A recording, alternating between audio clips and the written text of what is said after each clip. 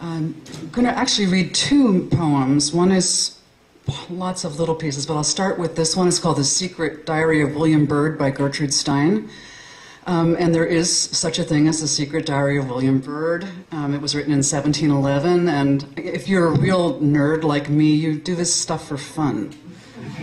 I read this stuff for fun. And I was just flabbergasted by this guy's diary. He had sex with all of his slaves, he used initials for them, and he had the same day every day. He was interested in what he ate for breakfast, who he was sleeping with, what was going on with his wife, and his exercise, which he called doing the dance, which he did calisthenics every day. So I was really sort of amazed by the repetition of his life, and naturally thought of Gertrude Stein as the channel for this poem. Let me do that, since I'm shorter. Am I too close? The Secret Diary of William Byrd by Gertrude Stein. William Byrd dreamed that a flaming sword hung in the sky above his plantation. Days later, the dying season began. Slaves and indentured servants expired on damp straw pallets, their eyes rolling back like the eyes of horses as they were taken.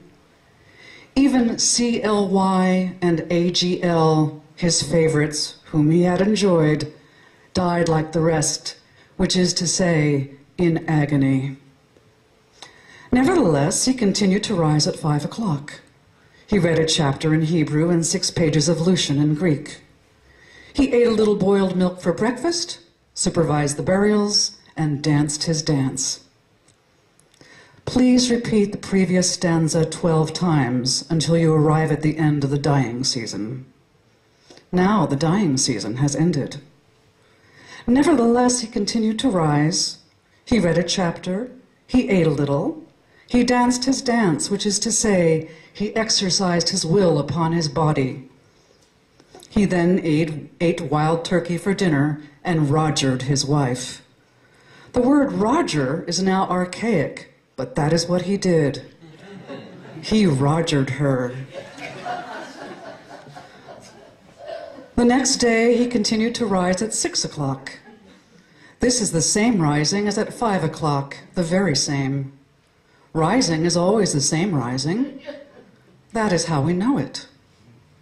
He read a chapter of Hebrew and 4 pages of Lucian. He ate a little boiled milk for breakfast. He danced his dance and walked about his plantation, where he came upon Redskin Peter, his Indian slave. He branded Redskin Peter with the hot iron and then put a bit in his mouth. Later, he came upon his wife taking the whip to SAL, the pretty new blackskin whom he had been rogering. He ate boiled pork for dinner.